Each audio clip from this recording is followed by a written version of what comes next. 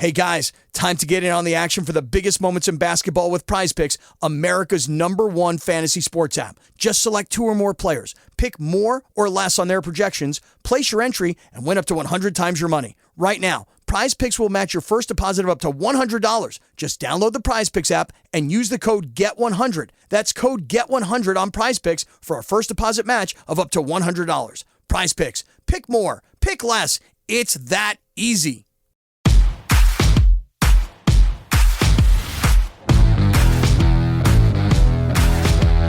Welcome to the Dogs Podcast with your hosts, Blake Reneker, Justin Charles, and Josh All.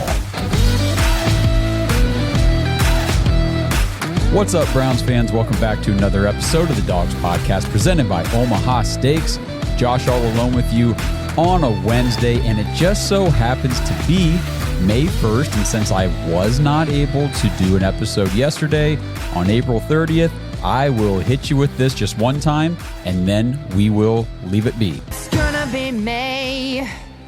So I would have been remiss if I did not get that drop in at least once as we roll into the month of May. The NFL draft is over, NFL free agency, the big frenzy of NFL free agency is over, and now it's on to rookie mini camps and OTAs. And we're not too far off from training camp and all the summer activities and everything that's going to lead us into the 2024 season for the Cleveland Browns. Such an exciting time to be a Browns fan.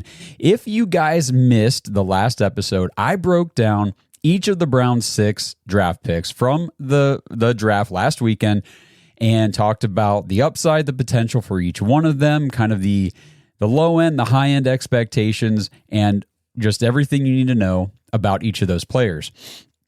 Today, what I'm going to do, like I promised on the last episode, I want to break down the UDFA signings that the Cleveland Browns made Saturday afternoon, or Saturday evening, I should say, Sunday morning after the draft was over. For anybody new or who's not followed the NFL very closely for a long length of time, UDFA is undrafted free agent. So these are guys that go through the NFL draft. They declare for college, they declare for the NFL out of college, and they go through the draft, don't get drafted. No team in the NFL selects them with any of their picks. They instantly fall into this UDFA undrafted free agent pool. And it is a feeding frenzy. As soon as the NFL draft is over, all the teams going out there, making phone calls, putting in, their bids to all of these guys who they probably had their eye on throughout the draft. And they watched and watched it. Okay, this guy's not going to get drafted. As soon as the draft ends, we need to call because I want to get him on the roster, but I'm not going to use a draft pick to do it. And that does not necessarily mean these guys aren't good players or don't have good potential. We saw last year, Ronnie Hickman and Mohamed Diabate were 2 UDFA signings from Andrew Berry after the draft was over, who went through the summer, went through training camp preseason, and made the final active 53-man roster heading into the season. The year before that, it was D'Anthony Bell. And we saw last year he made the roster again. So just because these guys, just because these guys did not get drafted does not mean that they can't play football at the NFL level. There are always gems. And I did look up this stat, and I wanted to make sure I mentioned this. So I know on previous episodes we've talked about this. I think Blake even mentioned this the other night when we did the live on Friday night during the draft. He said something like 50% of the league is made up of undrafted free agents and undrafted players. That's not necessarily true, but it's not far off. So I just wanted to kind of come correct on those statistics, just so you guys know, one, we're not kidding around when we say there is a ton of undrafted players in the NFL, but it's also not as high as 50%. So what the numbers say, that there are nearly 500 undrafted players currently in the NFL. And that would be, 15 current members of the Pro Football Hall of Fame were also undrafted free agents. So based on the numbers from last season, it is 30%, not 50, but 30% of the NFL is made up of undrafted players. That's a huge number. So again, it's not half, like we've said before. It's not 50. And again, we were just kind of throwing out a speculative number saying, look, it's actually not a low number that makes up the undrafted portion of the NFL. 30%, that's 3 out of every 10 players didn't get drafted. That's a pretty large percentage of players because you know every year they hype up for the draft and you go through all of these picks, and I've got people in the comments saying, oh, you're getting too hyped about, Nathaniel Watson. They picked him in the 6th round. He might not make the team. Miles Harden, 7th round pick. Who cares? Guys, 30% of the league is undrafted. Every single player is an individual circumstance, an individual situation, and you have to evaluate them independently of other players. Now, you can use comps and say, okay, well, this player is similar to this one, and he did this and that and the other, but they are still not the same player. They might be comparable, but they're still not the same. So I just kind of wanted to go through some of that.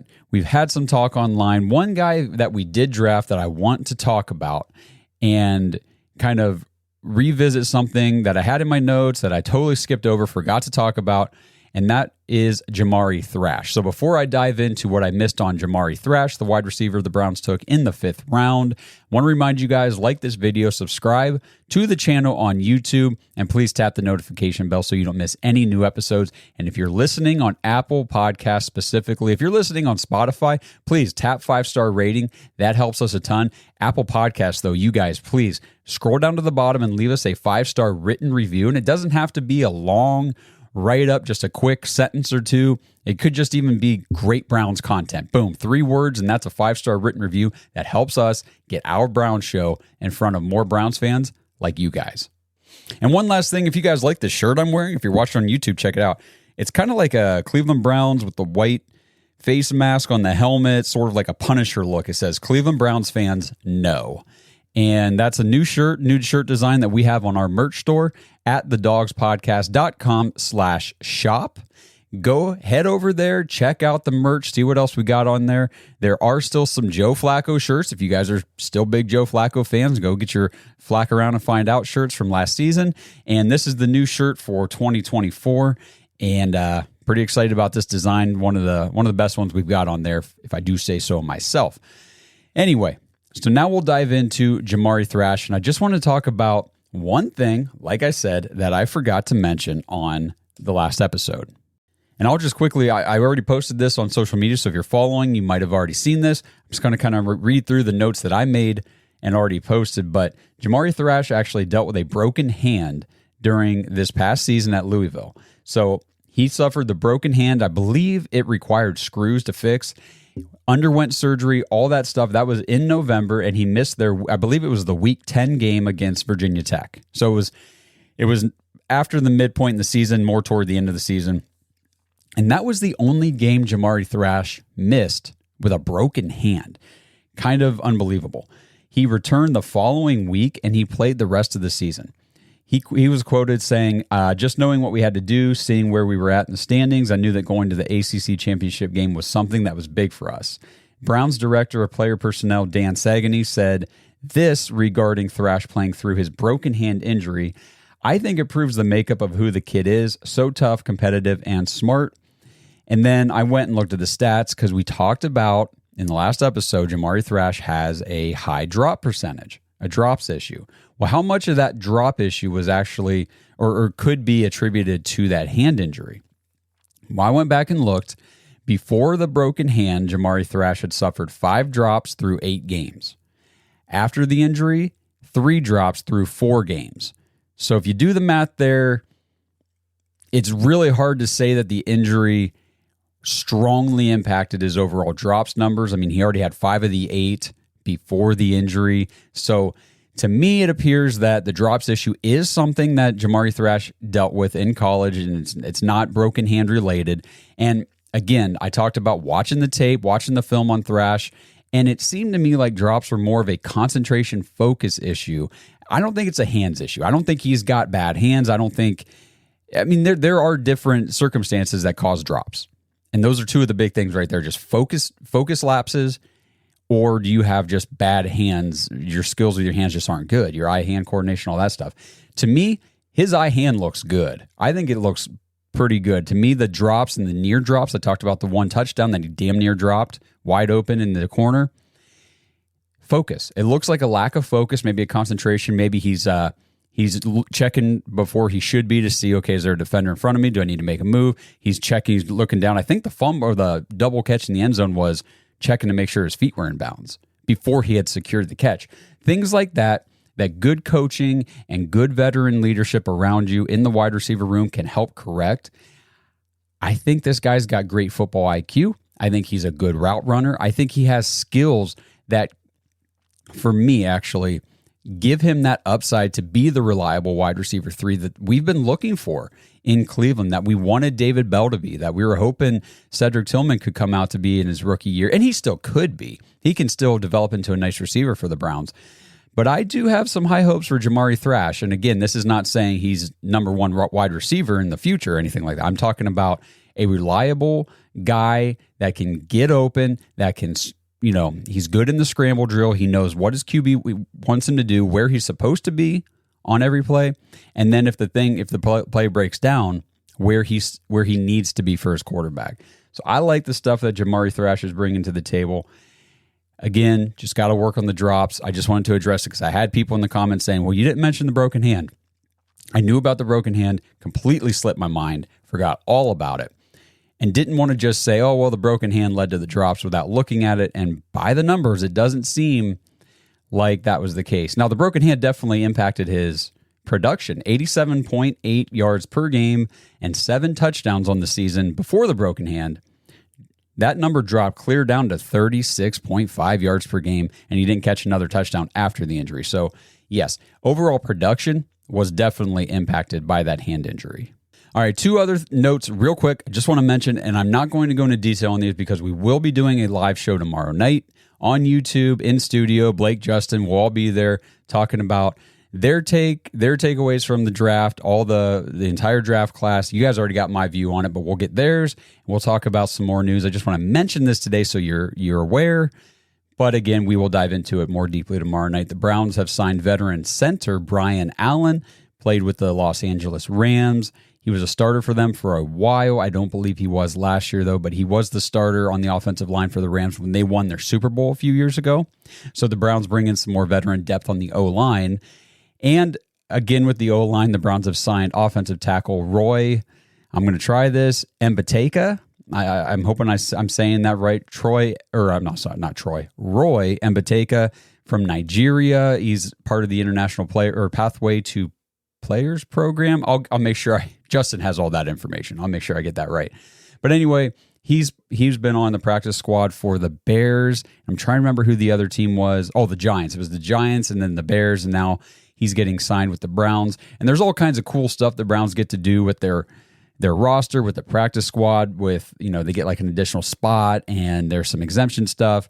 Bringing in this guy and giving him an opportunity to continue to develop and see if he can someday carve out a role on an NFL active roster. And, it's almost like practice squads and doing this type of thing. This is kind of like the minor leagues for the NFL because, like in baseball, they've got AA, AAA. These guys play in these leagues sometimes for years before they ever make their, pro Major League Baseball debut.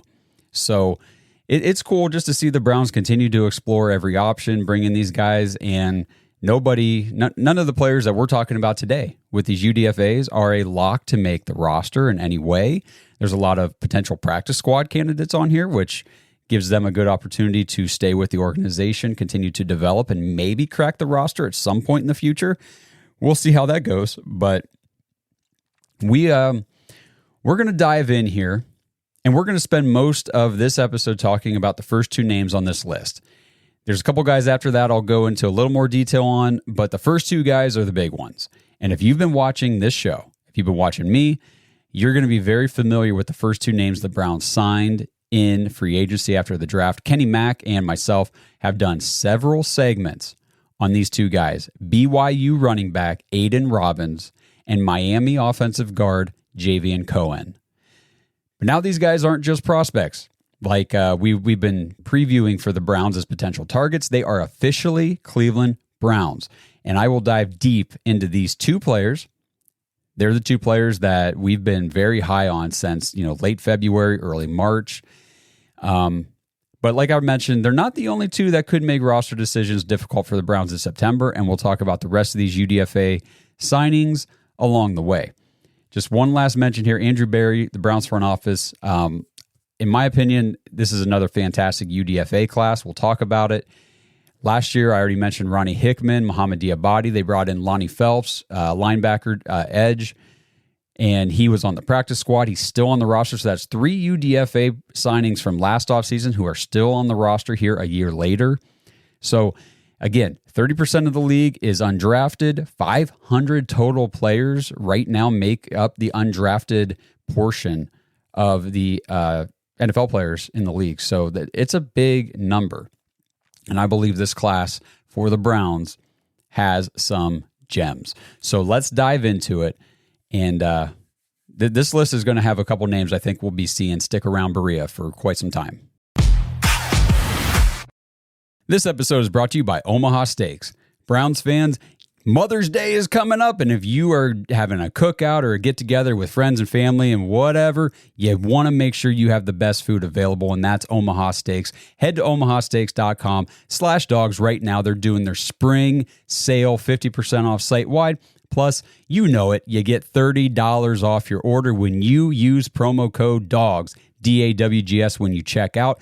Get all the good stuff for Mother's Day. Grill out some steaks, burgers, chicken, jumbo franks, brats. They've got seafood. They've got appetizers. They've got desserts. They even have wine.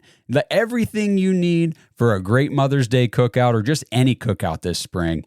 Make sure you get it from Omaha Steaks. They've got the best stuff and the best prices. This is a great deal. You cannot get better food for this deal in the stores. The stores are just screwing us right now. This is awesome. Take advantage. I've been promoting Omaha Steaks for like 3 or 4 years now because I love them. I buy their stuff all the time. The freezer always has Omaha Steaks. I don't even know what's in there half the time. We just pull it out and start eating because it's so good. Give it a try if you haven't, and if you already have, you know how great it is. Get ready for Mother's Day with Omaha Steaks at omahasteaks.com/dogs. 50% off site-wide during the annual spring sale, and get that extra $30 off with promo code DAWGS when you check out. Minimum order may apply. Kick it off with Aiden Robbins, running back out of BYU, 6'3", 240 pounds, big, just bruising monster running back. I have not been able to find an exact age or a date of birth on Aiden Robbins yet. I would say he's probably in like the 23-year-old range. He is from Kentucky. I believe he was the 12th ranked player in the entire state when he was coming out of high school. During his senior season of high school, he suffered a torn labrum. I think it was his right shoulder, if I remember correctly.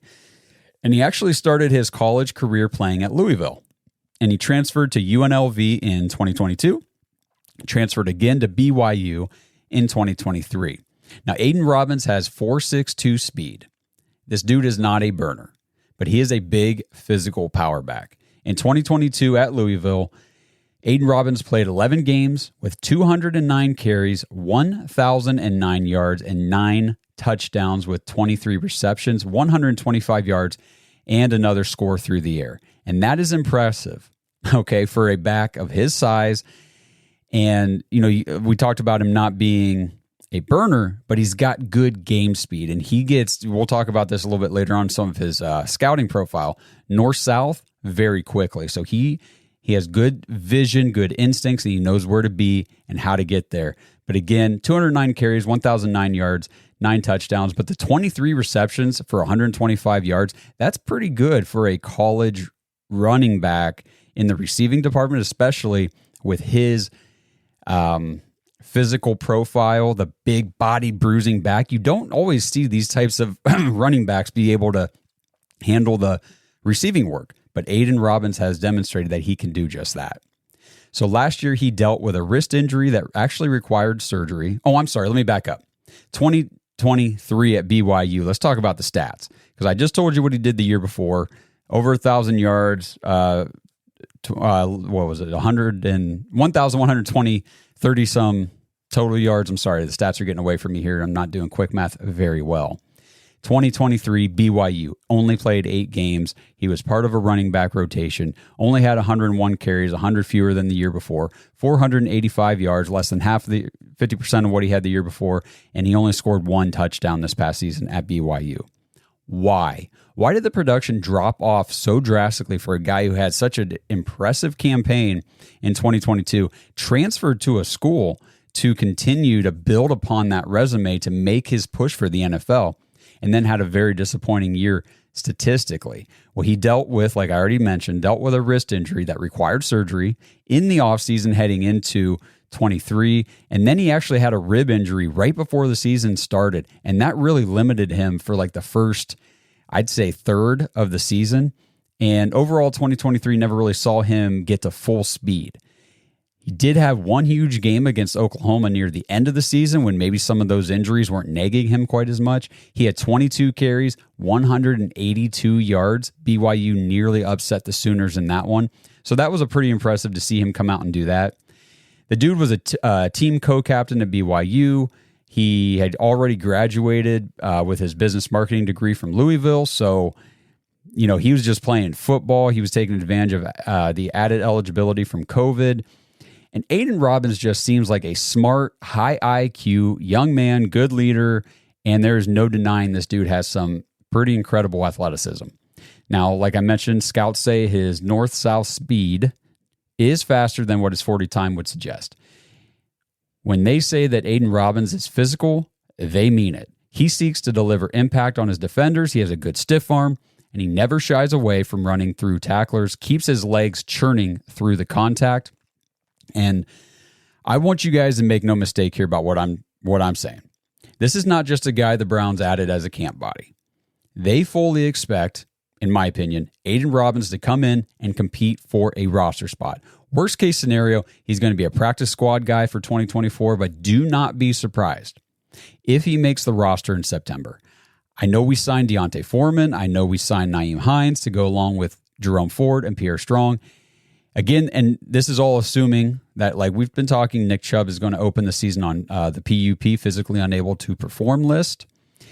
But that could mean that you see a running back room to start the season of Ford, Foreman, Hines, and Robbins. Or if Robbins like totally balls out in camp and the preseason, you might see Ford, Robbins, and Hines. Maybe they let Deontay Foreman go. Or if Hines shows that he just has not regained his explosiveness and he's just not himself anymore after last year's ACL injury, it could be Ford, Foreman, and Robbins. But I'm telling you guys, go watch some Aiden Robbins. Go back to our previous episodes where Kenny Mack talked about Aiden Robbins as a draft target for the Browns, where I talked about him. I think this guy, if he plays up to his potential throughout the summer, could be a very good hidden gem add for the Browns. And before you go out there dogging on this episode or anything that I'm saying, talking about, oh, well, here he goes again, talking about a UDFA making the roster and being something special, Josh is overly optimistic. Was Isaiah Crowell not an undrafted free agent as well that was signed after the draft? It's not unheard of, especially at the running back position, to see these guys make a name for themselves. The running back depth chart in Cleveland is one that I'm going to be watching all summer because there's so many of these variables, like I just listed out, that we got to consider. Matt Wilson on Twitter said, BYU's Aiden Robbins is one of my favorite prospects in this year's draft class for the Browns in terms of a late-round running back prospect. He's an absolute tank. That was before the draft. So like us, Matt, we're all talking about Aiden Robbins as a late-round draft prospect, and we didn't have to draft him. We were able to just sign him afterward. Matt Wilson also cited Robbins' 21 reps on the bench press. That was just 2 fewer than Notre Dame's Audric Estime.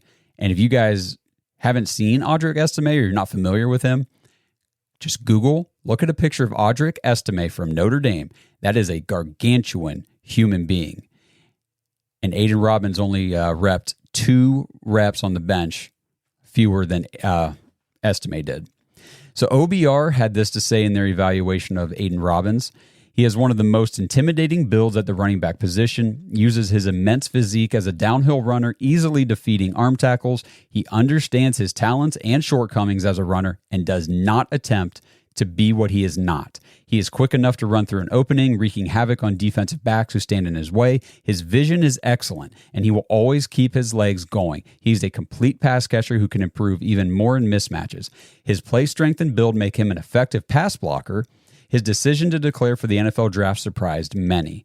So two things there. Let's just start with the pass blocking. That's big. If Aiden Robbins can come into camp, come into the preseason, and demonstrate that he is an effective pass blocker, his path to making this roster in September just became a lot more clear, because that is so important in an NFL offense.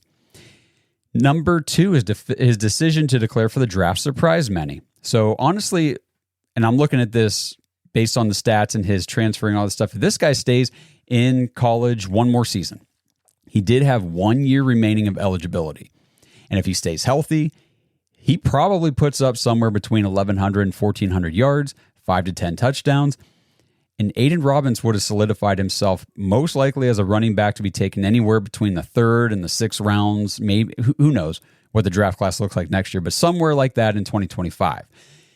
On the flip side, though, if he stays another year in college and he gets injured again, he doesn't have, he has another down year in production. Now you're looking at a 24-year-old UDFA at the running back position, and his chances to carve out any role on an NFL roster go down drastically just for that 1 year.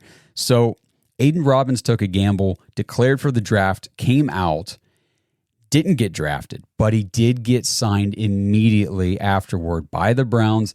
And I think this dude is a downright dog, and I think he is somebody to keep a very sharp eye on over the summer for the Cleveland Browns.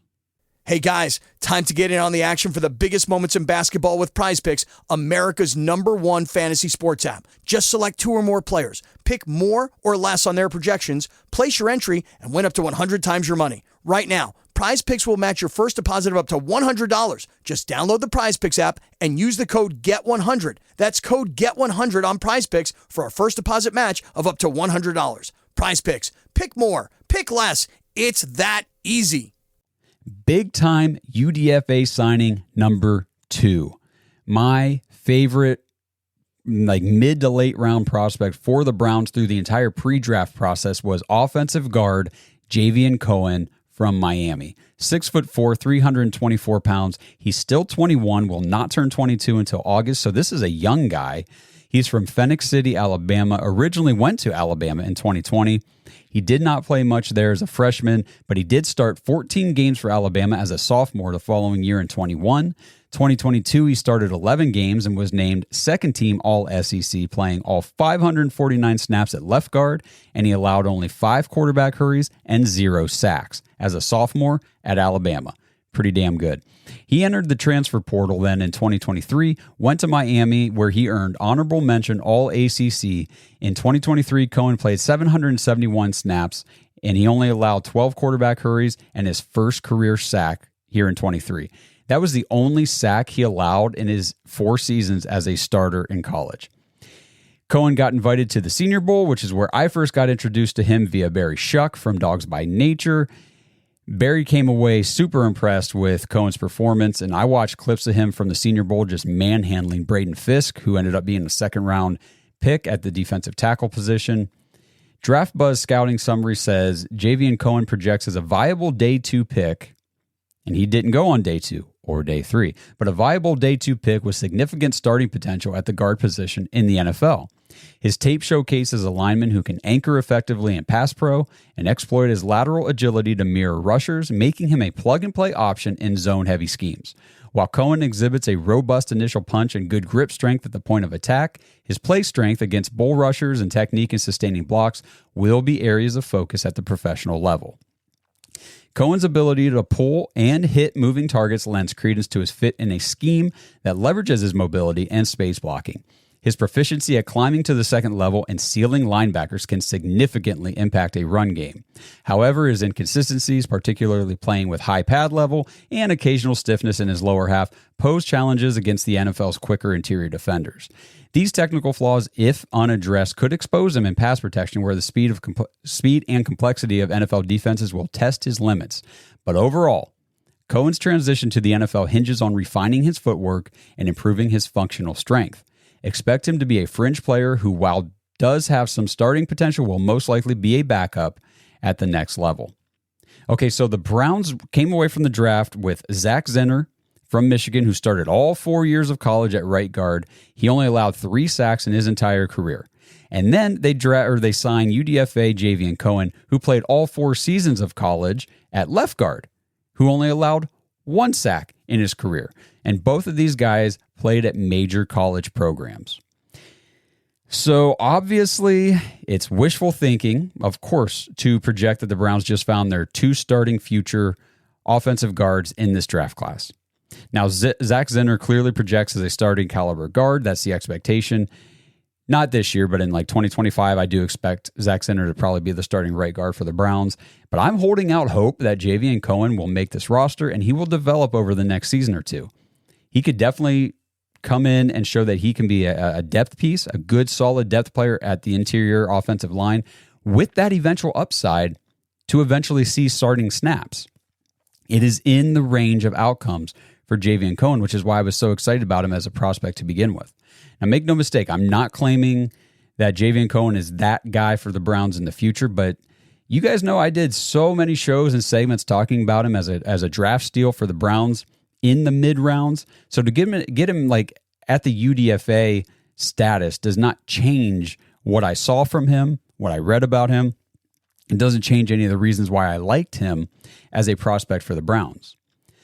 And then you got to ask, okay, well, if this guy has that kind of potential to maybe even develop into a starting level guard at the NFL, why did he fall in the draft and go UDFA? Again, remember, 30% of the league is undrafted, so it's not unheard of for these things to happen. Now, I haven't seen anything concrete about this, but I can speculate a little bit. One, Javen Cohen apparently added unnecessary weight in 2023 at Miami when he came from Alabama. He displayed a little bit slower feet in his slide protections. And so maybe that's one reason why he fell. Maybe people were a little concerned with his heavier weight that he played with. Number 2, when he announced his transfer decision in 2022, he said he'd also spent time at a rehab facility for mental health reasons.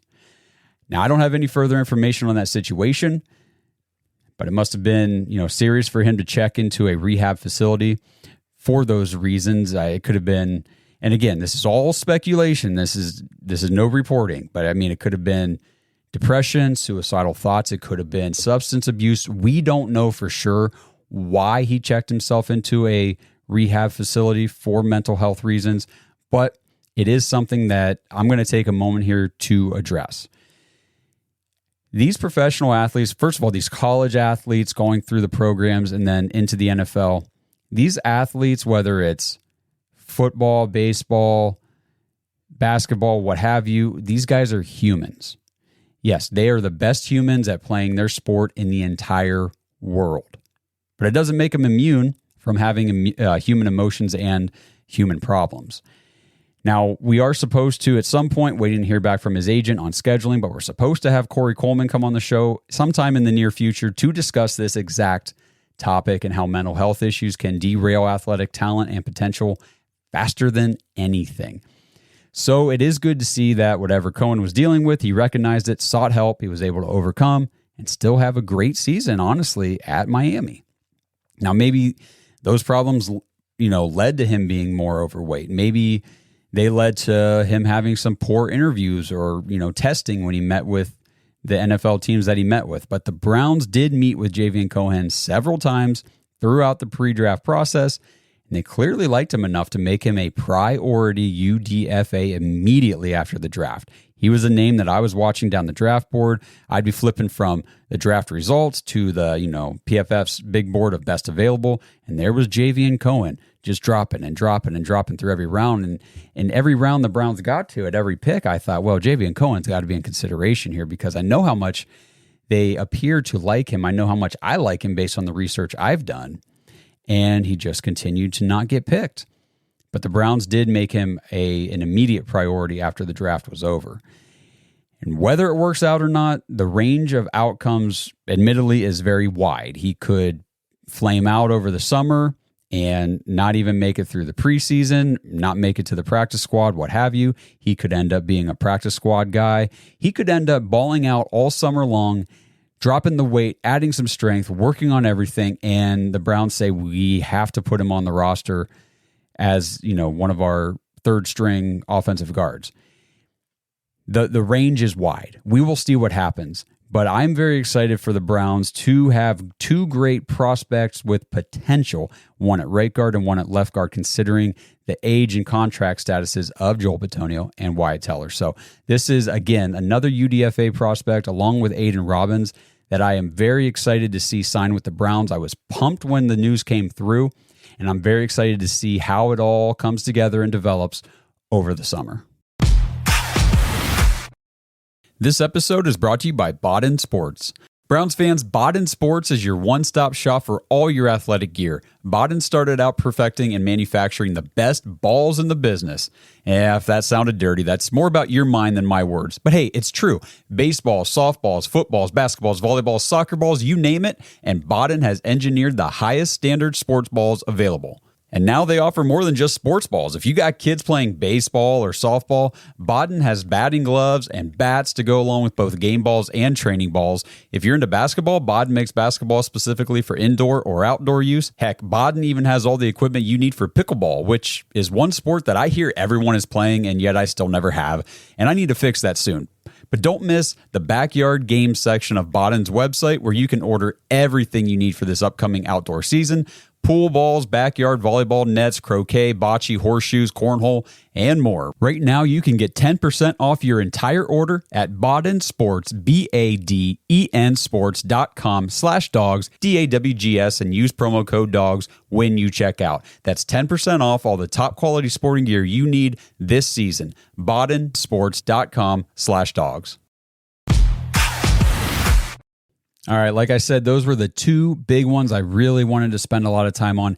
Now we'll just kind of roll through the names of these prospects just to make sure you guys are familiar with who they are and what to watch for over the summer. But we will spend a little bit more time on this next guy than the rest. But this is offensive lineman Jalen Sundell from North Dakota State. 6'5", 300 pounds. He's 24. He'll turn 25 during the season, so an older prospect.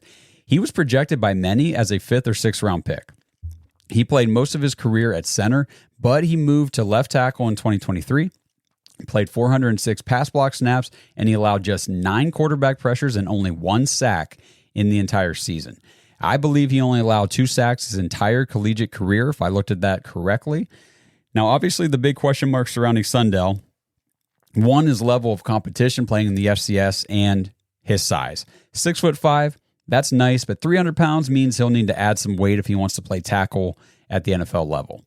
But his versatility, playing different positions on the line, performing well regardless of where he lined up, those could all be beneficial for him throughout the summer as he makes his push to stick around with the Browns in some aspect. Now, his NFL draft prospect profile says he is athletic with a multi-positional background. Sundell will be at his best in a move blocking scheme that allows him to pull or get out in space on stretch plays. He has the ability to get to cutoff blocks and the fluidity to adjust and tag targets in space. He will need at least a year to attempt to gain the strength necessary to face off against NFL power at a functional level. He has good hands and timing and pass protection, but can get rolled into the pocket by power due to his subpar anchor. Dude just needs to build up his strength. Sundell's athleticism and versatility will help, but it could be difficult finding a team willing to wait for him to gain the strength necessary to earn a role. That's why the Browns signed him. Who's going to have the patience to let this guy sit on a practice squad and develop? The Cleveland Browns. We don't need him right now, but he could be nice in the future. From NFL Draft Buzz, the pros, he shows a good feel for combo blocks, displays good quickness and flexibility when moving to the moving to the second level, capable of sealing the backside on reach blocks, solid positional run blocker who flashes the nasty demeanor and killer instincts scouts covet. Above average football smarts and general intelligence, plays with a nasty streak, solid character, solid work ethic. All things that we love seeing the Browns continue to bring into the building. Lone concern is handling the super quick NFL edge rusher. Foot speed and quickness are very good, but not elite. Sundell is a work in progress with high-end physical traits. He's extremely light on his feet for a 300-pounder, a natural knee bender who plays with a balance and leverage, has the natural power to move defenders at the point of attack. He also has the agility and speed to get out in front and land blocks at the second level. Sundell also shows a good understanding of angles when climbing to that second level. Weaknesses could be a liability against speed-to-power pass rushers early in his career. Too often is pushed back into the pocket during pass protection because he bends at the waist rather than at the knees. relies more on precise angles and physicality in the run game, flashes the ability to move his man with his hands, but is not yet consistent in this area. And again, the rest of these guys we're talking about here, these are UDFA guys. We're talking about depth, serious depth and development prospects, practice squad guys. Now, Sundell, I've heard a lot of good things about him. I know there are some scouts out there that were pretty high on him during the pre-draft process, so the Browns could have maybe snagged themselves another gem here. And when I say gem, I'm talking James Hudson has proven that he is not a very good depth offensive tackle for the Browns, and considering that Sundell played tackle and he's also got the versatility playing on the interior as well, could end up being a guy that replaces, that James Hudson depth spot, maybe in 2025 or 2026, just depending on how his weight and strength conditioning and training and all that improvement goes. If he does it more quickly and he adjusts to the NFL game well, maybe we see him a little sooner. But another guy that I'm going to be watching, and I'm glad that the Browns brought him in. Sticking with the offensive line now, we'll talk about offensive tackle Lorenzo Thompson from Rhode Island, 6'6", 305 pounds, 23, turns 24 in June. Played left tackle for Rhode Island, has impressive athleticism with his speed and movement for such a big dude, but lacks strength and explosion in his lower body. Though what I've read says he could utilize a year or two on a practice squad to build his NFL strength before he might someday crack an active roster. I think that would be great for him. He's a 3-year starter and a team captain in 2023. The scouting reports say he's a patient blocker, lets his defenders make the first move, but his short arms won't bode well for the edge in the NFL. He's never played guard. So this guy, I know he played tackle in college, does not project to play a tackle position in the NFL due to those short arms. I saw that knocked over and over again. He's never played guard. He's going to have to try to make that transition if he wants to earn himself a role at the NFL level. But that's where they project him to play based on his side and just athletic, physical limitations. To me, practice squad candidate, and we will see how it goes for Lorenzo Thompson. The next guy on offense, wide receiver Amarian Brown out of South Carolina, 5'8", 170 pounds, 23 years old. So he's a smaller wide receiver. Started at Georgia Tech for his first 2 seasons, and then he transferred to South Carolina for 3. His NFL prospect profile says Brown's short area elusiveness can make him a fun watch on receiver screens and jet sweeps. His smallish frame will be an issue for teams concerned with long-term durability. He can run with separation speed vertically, but isn't built to win contested catches on any of the 3 levels. Brown displayed ability as a punt returner in 2022, and he might be pigeonholed as a gadget guy and punt returner if he makes a team. So the pros: showed impressive speed at his pro day, scored 7 touchdowns on 21 catches as a deep target in 2019, talent as a gadget option for jet sweeps and quick game throws, very slippery with the ability to dart in and out to elude tacklers, and he's able to race around contain as a punt returner.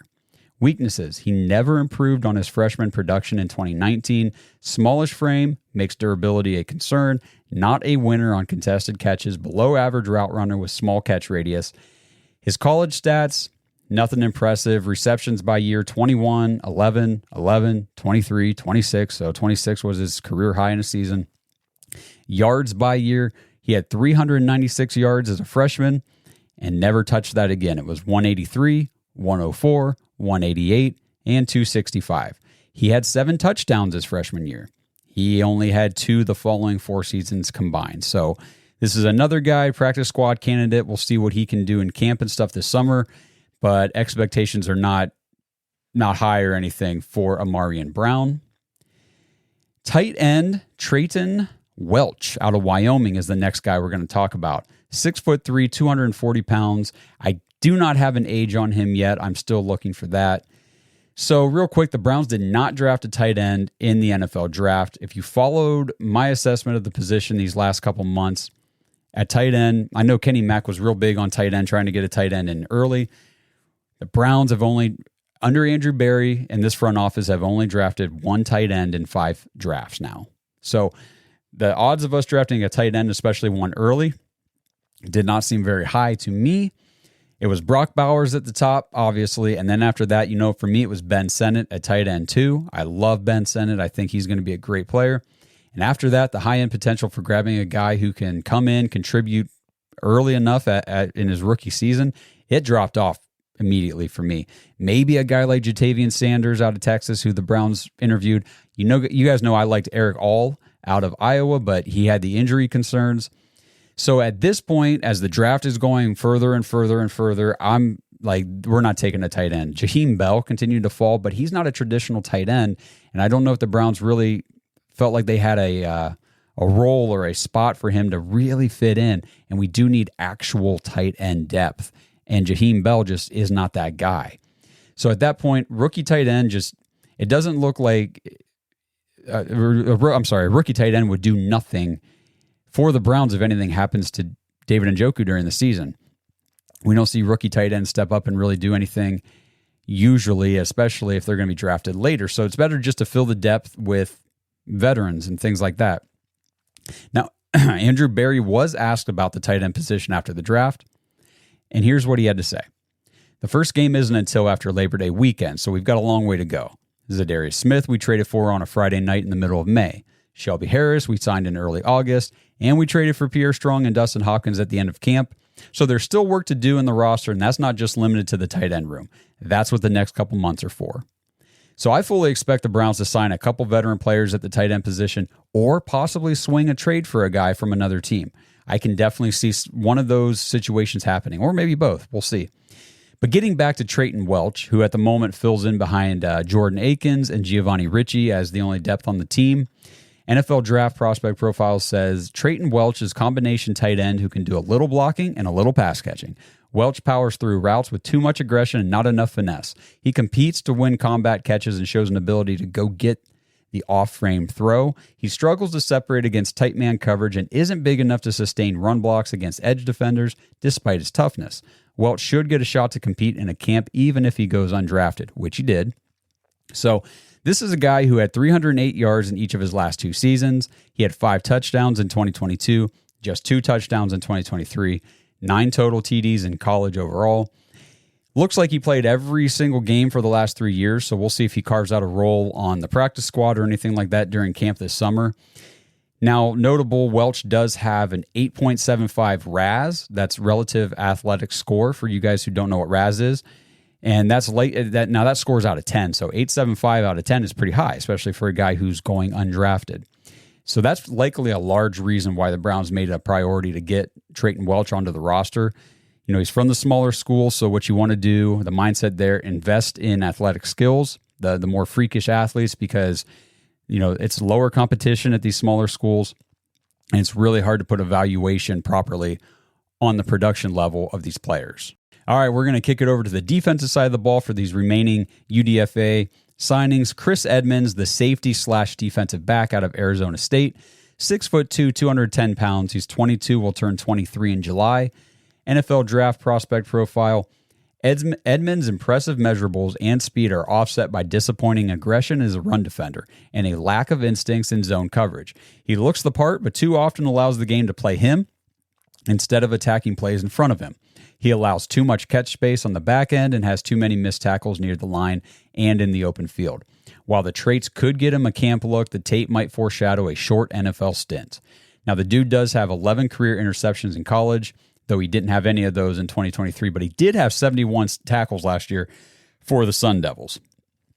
So Chris Edmonds could be a decent player for the practice squad, depending on how his coverage skills improve or what they show during camp. But you know how I feel the Browns are already pretty set at safety with Juan Thornhill, Grant Delpit, and then you've got Rodney McLeod with Ronnie Hickman and D'Anthony Bell. I mean, we are definitely set there. So to get this guy in on the practice squad, I think would be nice, but I do not project or foresee anything beyond that. Cornerback Deshaun Gales out of South Dakota State, 5'9", 188 pounds, stocky build for a short height, physical player, most likely limited to the slot corner at the NFL level. I like that the Browns grabbed Miles Harden in the 7th round, and I firmly believe Miles Harden makes the roster. I mean, anybody out there saying that, this guy will never make their team, I don't know why you're saying that. Just look at the guy. do a little bit of the research on him, he fits in perfectly into the cornerback rotation. You got your big three, Ward, Newsome, Emerson. You've got Cam Mitchell from last year. Now you've got Miles Harden who can slot in as the fifth cornerback. And I think that's very much what's going to happen. So I think a guy like Gales could be a good practice squad player to keep around because he kind of fits that Miles Harden role that he's projected to perform at the NFL level. So if there's any injuries or, you need a guy to come be elevated to fill in for a game, a week or two here and there, a guy like Deshaun Gales might be your guy. So we'll see what he can do over camp, but I would like to see what he's got, and it'd be cool if he makes the practice squad at the end of the summer. And lastly, we've got linebacker Winston Reed from Weber State. And I saved him for last because he's another player that, while I'm not going to project he makes the final 53-man roster this year, I think he's a player that you can keep around on the practice squad for a year, and maybe, depending on how he develops and what he shows and all that kind of stuff, in 2025, could make a push to make the roster. Winston Reed, 5'11", 223 pounds. He's 24 years old. He's going to turn 25 in August, so he's an older prospect. But, I mean, look at a guy like D'Anthony Bell. Whenever he came in as a UDFA rookie in 2022, he was already 26 years old. He had, situations happen. He had college for a few years, and he left to go do something else, and he came back to try to make a push again to make the NFL. Some of these guys, it just doesn't work out the same for everybody. Winston Reed, already a little older, but that's okay. UDFA, not as concerned about the age. 94 total tackles in 2022 with 4 forced fumbles and 3.5 sacks. And then, just this past year in 23, 113 total tackles, 1.5 sacks, a forced fumble, and a pick. So Winston Reed is another guy who was a team captain in college. He earned first-team All-Big Sky honors in 2022 and in 2023.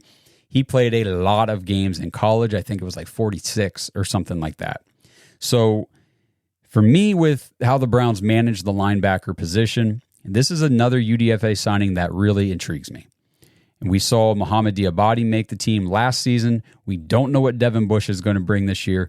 And despite the lower level of competition that Winston Reed played, he at least has the college production, the experience to show that he can play the linebacker position well enough to at least crack the practice squad, like I said at the top of this. So again, I am not making wild claims about Winston Reed, but I feel like he's at least a name to keep an eye on over the summer. I know I've said that about most of these guys, but for different reasons. Some of these guys I say keep an eye on because he could be a good practice squad player. Winston Reed, keep an eye on because if he comes into camp, and again, we cannot just look at the production against the lower tier of competition that he faced in college, but what's his athletic profile and what can he do when he's faced up against this NFL competition? Because I don't think anybody had super high hopes for D'Anthony Bell. He was the first player from his school to ever make it to the NFL. So the odds for him weren't very high, but he comes into training camp, he comes into the preseason, and he shows just because I played against smaller competition in college does not mean I can't hang with the big boys up here in the NFL. And he showed out. And the fact that Winston Reed is a little bit older, he's a little bit more mature, he's a little more grown. You know what I mean? Like, it's just his body physically is just a little more in tune with the man that he's going to be. When you get these like 20, 21-year-old kids that come into the NFL, they still got growing to do. But this guy's pretty well there. And, just based on what he can show, I'm excited to see what Devin Bush can do. Will I be surprised if it's like, well, that was a swing and a miss? No, I won't be surprised because he hasn't been the same since his injury. But a guy like Winston Reed could impress and surprise some people. So just keep an eye on him and watch out for his name over the summer. So that's it. That is, to this point, the Cleveland Browns UDFA undrafted free agent signings to this point for 2024. Like I said earlier, I'm very excited for this entire draft class. The 6 guys we drafted and all these guys that we signed after the draft make up a very nice pool of potential talent for the Browns to fill out the bottom of the roster. And I say the bottom of the roster because the top of our roster, the top end, the stud positions, we talk about this all the time, guys. The Browns had 0 starting spots available for anybody out of this draft. We were not drafting for need at any position whatsoever. Where you want to have stud muffins on your NFL roster in certain positions, the Browns have them all filled already. everybody's locked and loaded, ready to go. This draft was about getting guys who can come in and give us some solid depth, develop into future starters, and continue to sustain the level of, winning culture, the level of performance that we've come now under the Kevin AB regime to expect from the Cleveland Browns in these positions. And, it all starts at the top of this show with Aiden Robbins and Javen Cohen. I am so elated that the Browns were able to sign these two guys. They were two guys that we did a lot of work on talking about as prospect targets for the Browns, the last couple months. So the fact that we got them in here as UDFA is awesome. Robbins was a guy I was leaning, expecting to be available as a UDFA. Javen Cohen, I was mocking him, 5th round. So the fact that we got him UDFA, very cool. But Winston Reed, all these guys, go back and listen to it again if you want to recap it all. But I'm very excited to see what these young men can do for the Cleveland Browns over the summer and during the preseason as we gear up for the 2024 season for the Cleveland Browns. I'm very excited, as you can tell. Again, not projecting home runs from anybody, just showing you guys that there is upside with every one of these players. Obviously, that's why the Browns either drafted or signed them. They're not going to say, well, this guy's got very little upside, let's go ahead and take him. Come on, guys, think logically. So, very good upside for all of these players, wide range of outcomes for quite a few of them. We'll see how it all plays out. Drop it in the comments. Who is your favorite UDFA signing by the Browns? Which guy do you project to have the best opportunity to make the roster? Are there a number of guys that you think will make the roster, or will none of these guys end up making the roster? I want to hear what you guys have to say, as always, because, the show's for you. We do this for you, and without your feedback, your input, your interaction, it gets a little bit pointless. But we love you guys. You're the best audience in the world. You never disappoint, and I hope we never disappoint you. We are coming to you again tomorrow night live from the studio on YouTube, so join us there. That'll probably be a 6:30 live, and then, of course, it'll be there for you to watch afterwards, as always, and we hope to see you in the chat. And again, drop your thoughts in the comments, like, subscribe to the channel, tap the notification bell so you don't miss anything, especially things like the live tomorrow. And until I see you guys tomorrow night, let's go Browns. Thanks for listening to another episode of the Dogs Podcast. Make sure you subscribe on YouTube and follow us on Twitter at The Dogs Podcast. Get your thoughts on the show at thedogspodcast.com.